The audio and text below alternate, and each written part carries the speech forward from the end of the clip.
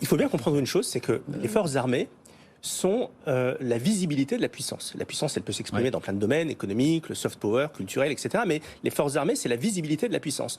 Dans un contexte où le monde entier se réarme, je voudrais simplement donner une comparaison qui va vous faire froid dans le dos, mais la Chine s'équipe de l'équivalent d'une marine nationale française tous les 4 ans. Ça pose l'échelle dans une période où le monde se réarme, et alors qu'en France et en Europe, nous avons été hantés par l'idée de la fin de l'histoire, l'idée selon laquelle il n'y aurait plus jamais de conflit, et donc que finalement les budgets des armées pouvaient devenir la variable d'ajustement des budgets successifs, ce qui a été le cas. On est redescendu jusqu'à peu près 30 milliards d'euros. Et bien là, il y a un saut majeur qui est en train d'être fait, hein, une rectification substantielle. On va quand même passer de 32 milliards d'euros en 2017 à près de 70 milliards en 2030. Alors, vous dites à juste titre, et c'est ce que l'on pourrait opposer, oui, mais les prochaines marches sont à venir. Les marches à partir de 2025 seront plus importantes que les marches que nous avons maintenant. Mais ça, c'est un reproche qui avait été fait à la loi de programmation militaire de 2019. Vous vous souvenez que lors de la loi de programmation militaire de 2019, il y avait les 2 marches les plus importantes, elles étaient en 2021 et en 2022. Et tout le monde disait, oui, mais vous avez l'exécutif est de mauvaise foi, ils augmentent un petit peu maintenant, et puis vous verrez, ils feront rien à la fin. Ils l'ont fait.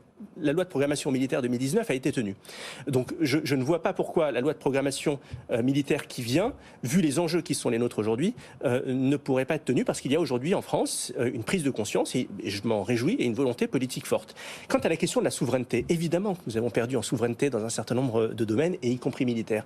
Mais nous sommes en train de la regagner peu à peu, notamment par exemple la France qui a annoncé la construction d'un nouveau porte-avions nucléaire pour succéder au Charles de Gaulle.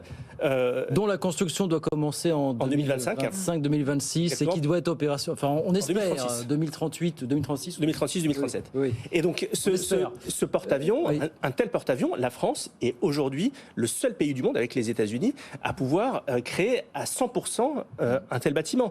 Nous avons une force de dissuasion nucléaire sur laquelle nous bénéficions d'une souveraineté aujourd'hui intégrale. Donc, aussi, et quand vous discutez avec des personnes de l'état-major, tous vous diront que le pire, c'est-à-dire qui était le cas en 2016, 2017, souvenez-vous de la démission de Pierre de Villiers, nous sommes véritablement passés à autre chose. Aujourd'hui, la France est en train de se réarmer, elle se réarme efficacement, nos forces armées ont le moral, vous savez, le fameux moral des troupes, les forces armées ont le moral, les officiers généraux sont partie prenante de cette mutation, et la France, en 2030, sera un grand budget, un grand pays militaire, et elle embarquera avec elle les autres pays européens.